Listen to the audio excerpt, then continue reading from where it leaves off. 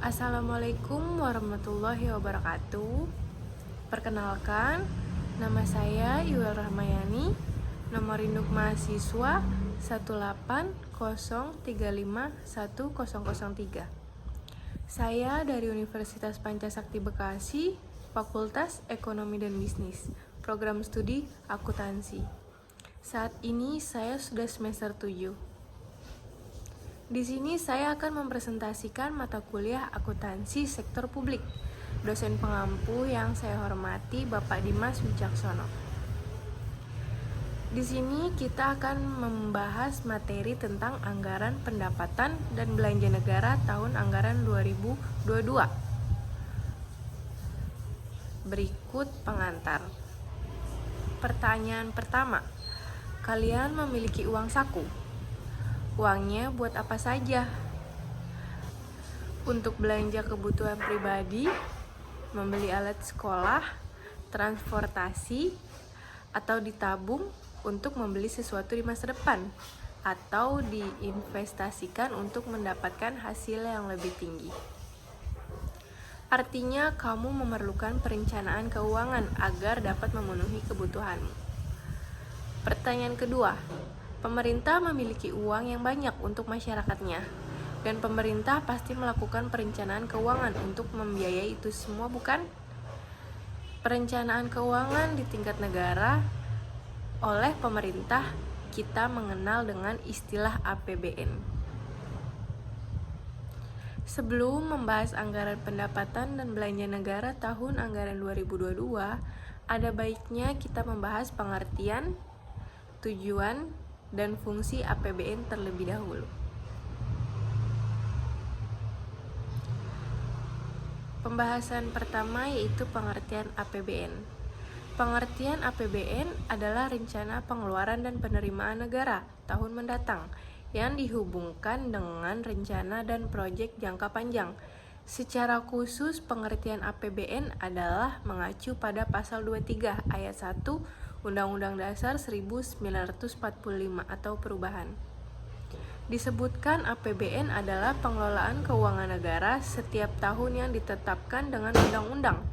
APBN dilaksanakan secara terbuka dan bertanggung jawab serta ditujukan untuk sebesar-besar kemakmuran rakyat. Lebih lanjut, pengertian APBN adalah dijabarkan dalam Undang-Undang Nomor 17 Tahun 2003 tentang Keuangan Negara. Dalam undang-undang tersebut, yang dimaksud dengan APBN adalah meliputi 5 hal sebagai berikut. Yang pertama yaitu APBN adalah rencana keuangan tahunan pemerintah negara yang disetujui oleh DPR. Yang kedua, APBN terdiri atas anggaran pendapatan, anggaran belanja, dan pembiayaan. Yang ketiga, APBN meliputi masa 1 tahun, mulai dari tanggal 1 Januari sampai dengan tanggal 31 Desember. Yang keempat, APBN ditetapkan tiap tahun dengan undang-undang. Dan yang kelima, APBN mempunyai fungsi otorisasi, perencanaan, pengawasan, alokasi, distribusi, dan stabilisasi. Berikutnya pembahasan kedua yaitu tujuan penyusunan APBN. APBN mempunyai tujuan untuk mengatur pendapatan dan pengeluaran negara agar peningkatan produksi dan kesempatan kerja serta peningkatan pertumbuhan ekonomi dapat tercapai sehingga kesejahteraan masyarakat dapat terwujudkan. Tujuan penyusunan APBN adalah untuk menyesuaikan dengan asumsi dasar makro. Setelah melalui berbagai siklus tersebut, barulah RAPBN tersebut kemudian disahkan DPR menjadi APBN. Selain itu, tujuan penyusunan APBN adalah sebagai pedoman pendapatan dan pembelanjaan negara dalam melaksanakan tugas kenegaraan untuk meningkatkan produksi dan kesepakatan kerja dalam rangka meningkatkan pertumbuhan ekonomi dan kemakmuran masyarakat. Lanjut pembahasan ketiga yaitu fungsi APBN. Berdasarkan pasal 3 ayat 4 Undang-Undang Nomor 17 Tahun 2003 tentang Keuangan Negara, ditegaskan bahwa APBN adalah mempunyai 6 fungsi yaitu sebagai berikut. Fungsi yang pertama yaitu APBN adalah berfungsi sebagai otorisasi. Artinya, anggaran negara menjadi dasar untuk melaksanakan pendapatan dan belanja pada tahun yang bersangkutan. Fungsi yang kedua, selanjutnya fungsi APBN adalah sebagai perencanaan. Maksudnya anggaran negara menjadi pedoman bagi manajemen dalam merencanakan kegiatan pada tahun yang bersangkutan. Fungsi yang ketiga, kemudian fungsi APBN adalah pengawasan, yang berarti anggaran negara menjadi pedoman untuk menilai apakah kegiatan sesuai dengan ketentuan yang telah ditetapkan. Lalu fungsi yang keempat, alokasi, yaitu anggaran negara harus diarahkan untuk mengurangi pengangguran dan pemborosan sumber daya serta meningkatkan efisiensi dan efektivitas perekonomian. Berikut yang kelima, fungsi distribusi, yaitu bahwa kebijakan anggaran negara harus memperhatikan rasa keadilan dan kepatutan. Dan yang terakhir, keenam, fungsi APBN adalah sebagai stabilisasi, yaitu anggaran pemerintah menjadi alat untuk memelihara dan mengupayakan keseimbangan fundamental perekonomian. Baik, di sini selanjutnya kita akan membahas anggaran pendapatan dan belanja negara tahun anggaran 2022. Tanggal 1 Januari 2022 kemarin, kita bukan saja telah memasuki tahun baru dan meninggalkan tahun 2021, tapi sebenarnya kita juga telah memasuki tahun anggaran baru. DPR sudah mengesahkan Undang-Undang Nomor 6 Tahun 2021 tentang Anggaran Pendapatan dan Belanja Negara tahun anggaran 2022. Berdasarkan Undang-Undang Nomor 13 Tahun 2003 tentang Keuangan Negara, bila DPR tidak menyetujui RUU APBN, maka pemerintah hanya dapat melakukan belanja negara setinggi-tingginya sebesar angka APBN tahun anggaran sebelumnya. Itu berarti pemerintah tidak dapat menjalankan berbagai kegiatan dan program secara optimal karena harus menyesuaikan dengan APBN tahun lalu. Bahkan di Amerika Serikat, kondisi tidak disetujuinya RUU APBN oleh Kongres akan mengakibatkan apa yang dikenal sebagai government shutdown atau penutupan layanan pemerintahan. Kondisi ini menyebabkan beberapa layanan non-esensial pemerintah Amerika Serikat terhenti. Government shutdown sudah beberapa kali terjadi di sana. Setidaknya ada 5 kejadian government shutdown yang paling lama terjadi di Amerika Serikat, yaitu selama 11 hari di masa Presiden Carter tahun 1979. 12 hari di masa Presiden Carter lagi di tahun 1977 lagi, dan 16 hari di masa kepemimpinan Presiden Barack Obama di tahun 2013, dan 17 hari lagi-lagi di masa Presiden Carter di tahun 1978, dan 21 hari di masa Presiden Bill Clinton di tahun 1996. Nah, karena Undang-Undang APBN tahun 2022 sudah disahkan, tahun anggaran 2022 ini pemerintah Indonesia memiliki anggaran pendapatan maupun belanja sendiri untuk melakukan berbagai program dan kegiatan untuk rakyat di tahun 2022. Di tahun anggaran 2022 ini, pemerintah akan menggunakan APBN untuk mendukung pemulihan ekonomi yang telah berjalan pada tahun 2021 dan melakukan reformasi struktural. Untuk mencapai maksud itu, APBN akan fokus pada 6 bidang, yaitu bidang kesehatan, perlindungan sosial, pendidikan, instruktur, teknologi informasi dan komunikasi atau TIK, dan ketahanan pangan. Di bidang kesehatan, APBN akan fokus melanjutkan penanganan COVID-19 dan menguatkan reformasi sistem kesehatan. Reformasi sistem kesehatan itu dilakukan dengan mentransformasi layanan primer seperti penguatan puskesmas, juga mentransformasi layanan rujukan dengan akreditas rumah sakit.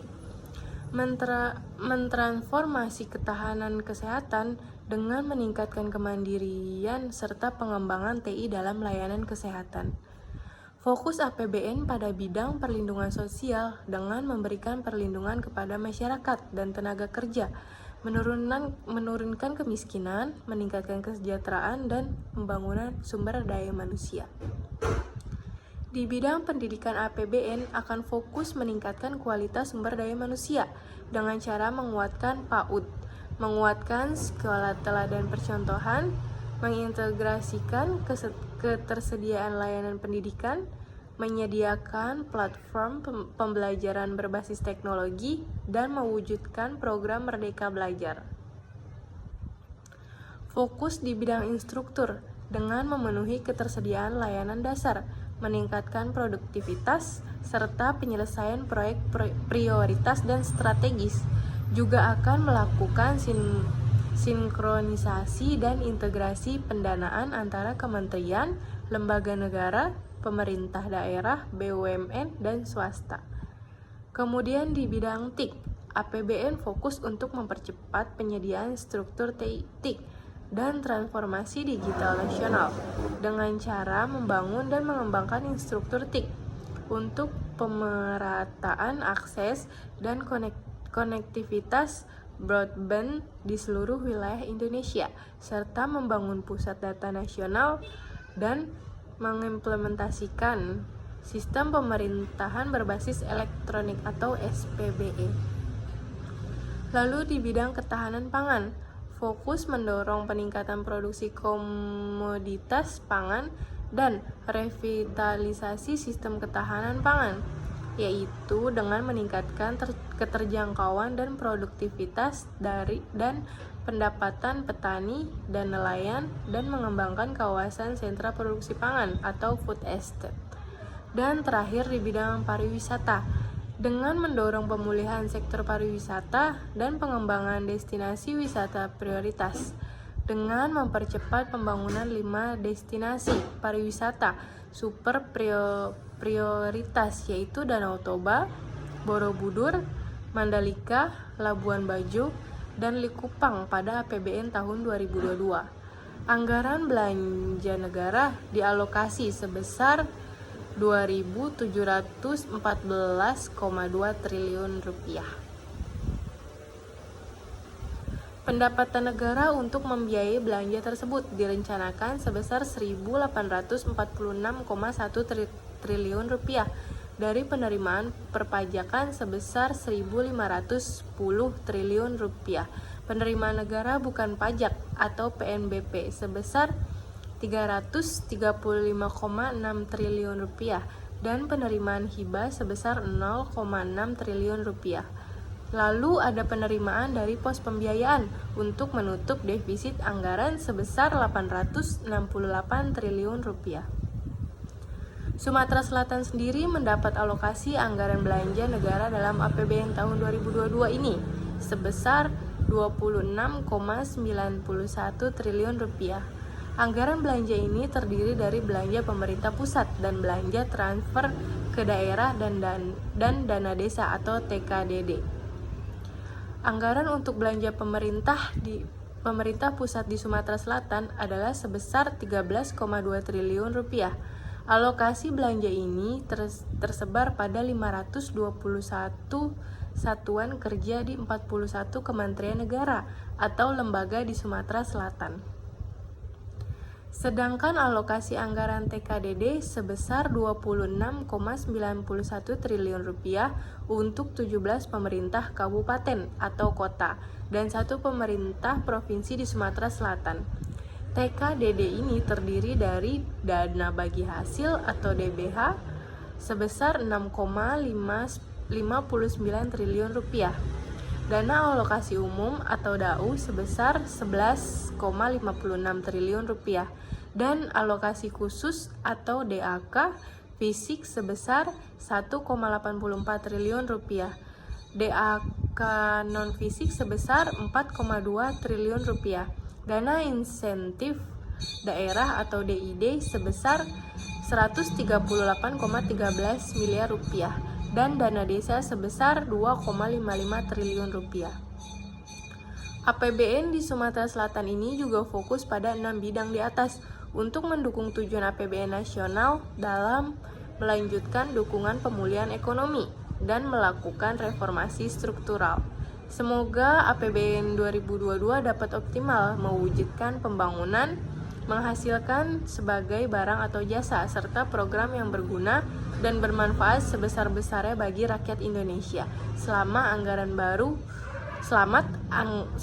tahun anggaran baru APBN 2022. Sekian presentasi yang dapat saya sampaikan tentang anggaran pendapatan dan belanja negara tahun anggaran 2022. Mohon maaf jika ada kata-kata yang kurang baik. Sekian, Assalamualaikum warahmatullahi wabarakatuh.